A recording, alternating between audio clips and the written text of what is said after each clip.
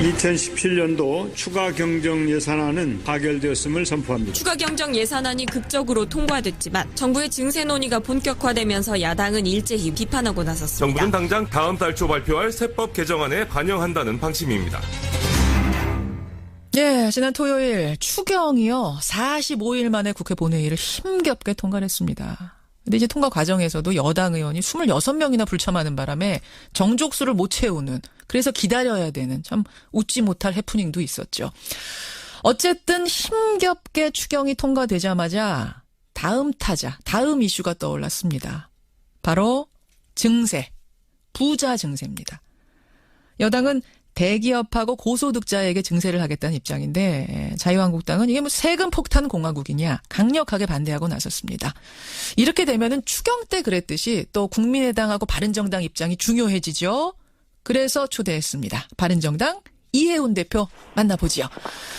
이해운 대표님 안녕하세요. 네, 안녕하세요. 우선 추경 얘기 좀 해볼게요. 네네. 금요일 밤까지 여야가 정말 가까스로 합의를 이뤄내고 네. 다음 날 오전에 이제 투표만 하면 된다 했는데 이게 웬일입니까? 정족수가 미달이 되는 바람에 표결을 바로 못했어요. 네. 어디 가신 거예요, 다들? 뭐 외국 가지 않았나 하는 생각이 드는데요. 외국 간 분들이 아마 제일 많을 것이고 그다음에 국내에 있었던 분들도 있을 것 같아요. 여당인 민주당의 경우는 그렇게 많이 독려하고 예. 오지 않으면은 큰일 난다라는 걸 모두 다 알고 있는 상황에서 오지 못했다면 국내에 있는 분들보다는 외국에 있는 분들이 많지 않았을까 그렇게 생각이 됩니다. 이미 뭐 어디 갔는지 밝혀진 것도 보면 주로 외국 애들 많이 갔던 거. 외국에 계시는 분들이 많았어요. 예. 근데 뭐 이제 다들 골고루 안 왔습니다만 특히 여당 의원 120명 가운데 26명이 안 온 게 제일 충격적일 수밖에 없는 것이 정말 여당이 우원식 원내대표 밤잠을 설쳐가면서 설득한다. 이렇게까지 해서 여기까지 이끌어낸 건데 합의까지. 네. 근데 26분 중에 뭐 한 13명 가량은 이유가 있는 출장이었다 그럽니다. 해외 출장. 근데 다른 분들은 어디서 뭐 하셨던 건가? 이게 당원들 사이에서도 굉장히 질타가 지금 심하더라고요. 네. 그래서 이게 좀 답답한 생각이 들었어요. 왜냐하면 이제 출장이라는 게 있다 하더라도 지금 그거보다 어떻게 보면 추경이 더 우선순위가 돼야 되는 여당 입장에서는 그런 상황이라고 저희들은 보거든요. 예. 왜냐하면 추경이 뭐 민생을 살린다. 그런데 이 민생이 야당의 반대 때문에 올스톱이 돼 있다. 지금까지 계속 그렇게 말씀해 오신 상황에서 정작 야당이 합의를 해서 추경을 통과시키려고 했는데 여당이 정족수를 못 맞춰서 통과가 못됐다. 이건 참 국민 앞에 말씀드리기 어려울 상황 같아요. 예, 이혜훈 대표님 지금 말씀하고 계시는 중에 전화가 음질이 깨끗하지가 않은 것 같아요. 오늘 아침에. 어떻습니까 지금은? 아이고 갑자기 깨끗해졌네요. 네네네. 애초에 이 전화로 하셨어야 될 걸. 네. 지금 아주 좋습니다. 네, 근데 이제 또 그것보다 저는 또 자유한국당도 굉장히 문제가 심각하다고 생각하는데요. 자유한국당. 분명히 그 전날. 예. 그러니까 금요일 저녁이죠. 예. 금요일 저녁에 저희들이 국회의장님 주재로 모여서 얘기를 할 때 사실 제가 그 자리에 있었습니다. 예. 근데 이제 우원식 원내대표가 계속 얘기를 했어요. 내일 되면 해외로 가는 사람들이 있고 출장을 떠나야 되는 사람들이 있기 때문에 예. 오늘 지금 통과시켜야 된다 오늘. 그렇게 계속 얘기를 하면서 오늘 통과시켜 줄 것을 굉장히 읍소를 했는데 자유한국당이 뭐라 그랬냐면 이거 몇 시간 만에 무슨 그렇게 큰 차이가 있냐.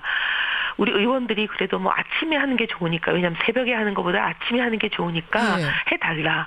그리고 아침에 하게 되면 반드시 본회의에서 추경이 처리될 수 있도록 반드시 그거는 확실하게 보장하겠다. 그러니까 걱정 말고 아침에 하자, 토요일 날 아침에 이렇게 미룬 거예요. 그러면서 뭐라 그러냐면 이제 찬성을 하든 반대를 하든 회의에 들어가서 본인들의 입장을 밝히는 것은 그건 우리한테 맡겨주지만 반드시 회의가 성립될 수 있도록 그럼 반드시 보장한다. 이렇게 계속 얘기를 했기 때문에 우원식 원내대표가 그 자유한국당의 말을 믿은 것 같아요. 그런데 안 온 거군요. 자유한국당. 그런데 그래놓고는 자유한국당은 회의에는 들어와가지고 거의 전원이 회의에 들어왔었습니다.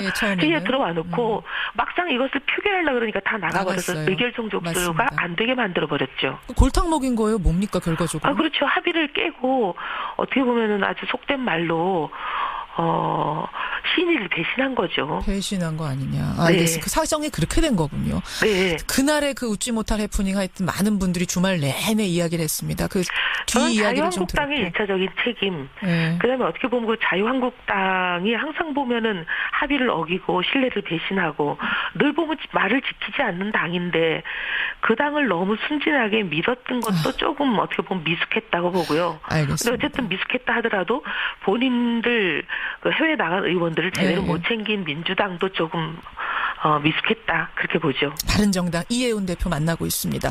그나저나 우여곡절 끝에 어쨌든 추경이 지나가고 나니까 증세가 논란인데 우선 부자 증세라는 이 방향에 동의하십니까?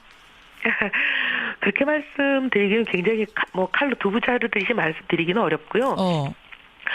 저희는 중복지라는 것을 선택을 하면 예. 복지의 수준을 선택하면 부담의 수준은 그냥 자동 결정되는 것이다. 이건 당연한 얘기잖아요.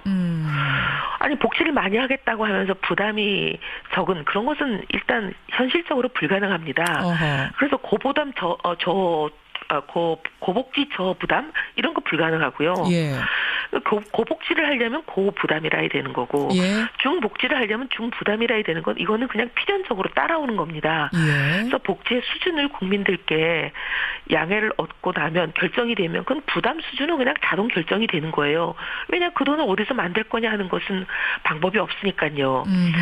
그래서 저희들은 그동안 대선 기간 동안에 복지 중부담을 하겠다라고 그러셨죠. 늘 말씀을 드렸는데 지금 문재인 정부는 문제가 뭐냐면 예. 저희보다 훨씬 많은 복지 수준을 약속을 드린 거예요. 말하자면 고복지라고 보시는 거예요. 지금 저희보다는 훨씬 수준이? 부담이 복지가 높죠. 예, 예. 근데 지금 증세는 하나도 없다고 지금까지 계속 말씀해 오셨거든요. 예. 불과 증세를 해야 된다라고 얘기하는 7월 20일 하루 전인 7월 19일까지 뭐라 그랬냐면 증세는 제로라고 했어요. 아하. 근데 이런 부분에 대해서 그동안 대선 때 그럼 국민께 드린 말씀이 잘못됐다. 이걸 바꿔야 된다라고 먼저 사과부터 해야 돼요. 아까 방향은 이렇게 갈 수밖에 없다는 거 이해운 대표 이해하고 아는데 네. 근데 말을 지금 바꾼 게 아니냐 이 bu분에 대해서 양해 사과부터 있어야 된다. 네. 왜냐하면 대선 기간 내내 문 대통령 뭐라 그러셨냐면 재원 소요도 얘기하신 게 엉터리예요. 지금 5년간 178조 든다고 후보 때부터 또 지금까지 계속 얘기하고 있지만 이거 턱도 없이 모자라는 액수거든요. 왜냐하면 예를 들어 보겠습니다. 예. 그중에 공무원 채용하는 거 17만 4천 명. 예. 당시 무두부가 24조 든다고 얘기했고 지금도 계속 24조예요. 그런데 국가기관인 예산정책처가 얼마 전에 뭐라고 발표했냐면 이거 328조 소요된다. 예. 차이가 나도 너무 나는 액수잖아요. 그러니까 이게 얼마가 드는지부터 정확하게 말씀하셔야 되고 그다음에 그 얼마가 드는지가 드는지는 좀 두 번째로 접어놓는다 하더라도 예, 예. 불과 며칠 전까지만 하더라도 어떻게 필요 재원을 조달하느냐 소위 말하는 국가재정전략회의 첫날만 하더라도 뭐라 그랬냐면 100대 국정과제를 발표하면서 예. 공약 실행하는 데 드는 돈은 정부가 지출을 좀 아껴 쓰는 걸로 하나 하고 그다음에 탈루 세금을 추징하는 그런 방법 등 세입을 확충하는 거 그거 두 가지로만 하겠다. 증세는 없다. 이렇게 얘기를 했거든요. 근데 이제 민주당 쪽의 입장을 들어보니까 그렇더라고. 이거는 그러니까 네. 세금을 증세한다기보다는 박근혜 정부 거치면서 법인세 같은 거 줄여놨던 거 덜 받도록 해놨던 거를 다시 정상화시키는 정도다. 특별히 그게 증세가 아니다라고 설명하던데요. 하면 박근혜 정부 때 담배세를 올려놓고 이거는 세율이 일률적으로 오른 것이 아니기 때문에 이거는 증세가 아니다라고 국민한테 혹세무민하는 거랑 똑같습니다. 혹세무민하는 거다까지. 똑같은 거죠. 왜 그게 증세가 아닙니까? 증세라고 하는 거는 뭐냐면요. 예. 모든 사람에게 부담이 일률적으로 올라가는 세율이 올라가는 걸 우리가 증세라고 얘기합니다. 예, 예. 지금 근데 법인세 증세하는 건데 왜 그게 정세가 어쨌든 증세는 아닙니까? 증세다. 그러면 예. 다 모든 서민에게 적용되는 게 아니라 연소득 5억 원 이상 그리고 기업들도 다 법인세 올리는 게 아니라 연소득 2천억 이상인 경우만 올린다. 이거는 뭐 굉장히 일부기 때문에 괜찮지 않느냐. 부담 덜하지 않느냐. 어떻게 보세요? 세율 인상이기 때문에 증세죠. 그때 박근혜 정부가 세율 인상이 아니기 때문에 증세가 아니라고 그랬을 때 민주당이 얼마나 비판했습니까? 세금 부담이 오르는데 왜 증세가 아니냐고. 근데 그렇게 내로남불 하면 안 되죠. 이건 분명히 증세 맞고요. 예. 증세를 하려면 그동안 공약에 필요한 돈 드는 거 너무 작게 얘기했던 받았고 잘못됐다 죄송하다. 그다음에 할 수 없이 증세를 해야 되겠는데 얼마 전까지 증세 없이 가능하다고 했다가 마치 자기들이 입장을 바꾸려니까 그 얼마나 이제 국민들 보기에 입장이 참 뭐라 그래야 될까요? 면이 안 서죠. 그러니 이제 갑자기 정부가 얘기하는 게 아니라 여당 대표 또는 여당 출신 대표. 장관이 건의하는 형식을 빌려서 하는 거 이런 것도 굉장히 궁색해요. 그냥 솔직하게 대통령이 국민 앞에 이 정도 복지를 하려면 부담이 이렇게밖에 될 수가 없습니다. 솔직하게 말씀하시고 양해를 구해야 돼요. 알겠습니다. 그럼 이혜훈 대표님, 만약 그렇게 좀 양해를 구하고 국민들 동의 얻어서 증세하겠다, 부자 증세하겠다 하면 거기에는 동의하신다는 거죠? 그 전에 또 하셔야 될 일이 있습니다. 지금 보면 소위 말하는 이제 어떻게 세금 특히 말하면 이제 국가 정부 지출 있잖아요. 이게 낭비도 많고 중복도 많고 굉장히 문제 많은 거 국민들 다 알고 있는데 이걸 얼마만큼 해가지고 줄일 것인가 이거부터 먼저 하셔야지 왜 세금부터 올립니까? 그것도 뭐 하겠다고 얘기는 이미 하지 않았습니까? 하고 있겠죠. 하겠다가 아니라 구체적으로 뭘 어떻게 하겠다를 말씀하셔야죠. 구체적인 방안을 내놔라. 박근혜 정부도 당선되기 전부터 4년 내내 하겠다는 말만 했어요. 안 했잖아요. 구체적 이게 굉장히 어려운 방안. 부분이니까 구체적으로 뭘 어떻게 하겠다는 국민들이 믿을 수 있는 얘기를 내놔야 됩니다. 자, 그러면 마지막으로 짧게 하나만. 자, 방향은 증세가 맞다. 그러면 부자 증세. 지금 말한 5억 원, 2천억 원 요 정도 범위면 되겠습니까? 아니면 이것도 좀 더 확대해야 된다고 보세요? 정말 그렇게 말씀드리면 굉장히 그렇게 물어보시면 할 말이 많은데요. 그게 아니라요. 예를 들면 지금 법인세부터 얘기하는 것도 굉장히 솔직하지 못한 겁니다. 왜냐하면 법인세가 조세정이 가장 적기 때문에 표를 의식하는 정치인들이 항상 법인세만 타겟으로 하는데요. 그렇게 얘기하는 것도 굉장히 이거는 정직하지 못한 거고요. 이 전체적으로 얼마만큼 든다라는 것을 정하고 나면 어떤 세금을 어떤 순위로 얼마만큼씩 올릴 거니까 전체적인 이거 로드맵을 내놔야죠. 법인세만 올려서 해결이 됩니까? 아닙니다. 그렇지 않습니다. 지금 범위도 적절하지 않다고 보시는 거군요. 네. 그러면. 그리고 법인세의 경우도 보면요. 이렇게 세율을 최고 세율을 올리는 게 중요한 게 아니라 그거보다 더 중요한 것은요. 그동안 온갖 감면이 굉장히 복잡하고 불필요하게 많아가지고 실제 이거를 적용하고 나면 실제 내는 세율, 실효 세율이라고 하지 않습니까? 이게 50억짜리 중소기업이 내는 세율보다 5천억이 넘는 재벌 대기업이 내는 세율이 훨씬 낮습니다. 알겠습니다. 이혜훈 대표님. 고쳐야 됩니다. 지금 이게 말씀을 나누다 보니까 이게 굉장히 복잡한 문제로 들어가게 됩니다. 일단 바른정당의 방향이 뭔지 입장이 뭔지 오늘은 확인하는 것으로 하고 다시 한번 구체적인 얘기 나누기 위해서 모시겠습니다. 네. 예, 오늘 고맙습니다. 감사합니다. 바른정당 이혜훈 대표였습니다.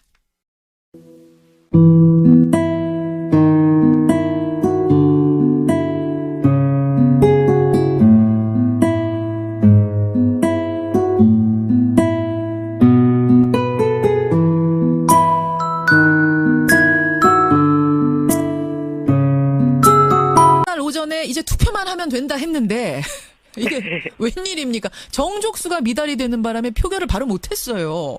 네. 어디 가신 거예요, 다들? 뭐 외국 가지 않았나 하는 생각이 드는데요. 외국 간 분들이 아마 제일 많을 것이고 그다음에 국내에 있었던 분들도 있을 것 같아요. 여당인 민주당의 경우는 그렇게 많이 독려하고 오지 않으면은 큰일 난다라는 걸 모두 다 알고 있는 상황에서 오지 못했다면 국내에 있는 분들보다는 외국에 있는 분들이 많지 않았을까 그렇게 생각이 됩니다. 이미 뭐 어디 갔는지 밝혀진 것도 보면 주로 외국에 자마자 다음 타자, 다음 이슈가 떠올랐습니다. 바로 증세, 부자 증세입니다. 여당은 대기업하고 고소득자에게 증세를 하겠다는 입장인데 자유한국당은 이게 뭐 세금 폭탄 공화국이냐 강력하게 반대하고 나섰습니다. 이렇게 되면은 추경 때 그랬듯이 또 국민의당하고 바른정당 입장이 중요해지죠. 그래서 초대했습니다. 바른정당 이혜훈 대표 만나보지요. 이혜훈 대표님 안녕하세요. 네, 안녕하세요. 우선 추경 얘기 좀 해볼게요. 네네. 금요일 밤까지 여야가 정말 가까스로 합의를 이뤄내고 네. 다음 날 있다 하더라도 지금 그거보다 어떻게 보면 추경이 더 우선순위가 돼야 되는 여당 입장에서는 그런 상황이라고 저희들은 보거든요. 왜냐하면 추경이 뭐 민생을 살린다. 그런데 이 민생이 야당의 반대 때문에 올스톱이 돼 있다. 지금까지 계속 그렇게 말씀해 오신 상황에서 정작 야당이 합의를 해서 추경을 통과시키려고 했는데 여당이 정족수를 못 맞춰서 그러니까요. 통과가 못됐다. 이거는 참 국민 앞에 말씀드리기 어려울 상황 같아요. 예. 이혜훈 대표님, 지금 말씀하고 계시는 중에 전화가 음질이 깨끗하지가 않은 것 같아요. 네. 2017년도 추가 경정 예산안은 가결되었음을 선포합니다. 추가 경정 예산안이 극적으로 통과됐지만 정부의 증세 논의가 본격화되면서 야당은 일제히 비판하고 나섰습니다. 정부는 당장 다음 달 초 발표할 세법 개정안에 반영한다는 방침입니다. 예, 지난 토요일 추경이요. 45일 만에 국회 본회의를 힘겹게 통과했습니다. 근데 이제 통과 과정에서도 여당 의원이 26명이나 불참하는 바람에 정족수를 못 채우는, 그래서 기다려야 되는 참 웃지 못할 해프닝도 있었죠. 어쨌든 힘겹게 추경이 통과되지 많이 받은 거 외국에 계시는 분들이 많았어요. 예. 근데 뭐 이제 다들 골고루 안 왔습니다만 특히 여당 의원 120명 가운데 26명이 안 온 게 제일 충격적일 수밖에 없는 것이 정말 여당이 우원식 원내대표 밤잠을 설쳐가면서 설득한다. 이렇게까지 해서 여기까지 이끌어낸 건데, 합의까지. 네. 근데 26분 중에 뭐 한 13명 가량은 이유가 있는 출장이었다 그럽니다. 해외 출장. 근데 다른 분들은 어디서 뭐 하셨던 건가? 이게 당원들 사이에서도 굉장히 질타가 지금 심하더라고요. 네. 그래서 이게 좀 답답한 생각이 들었어요. 왜냐하면 이제 출장이라는 게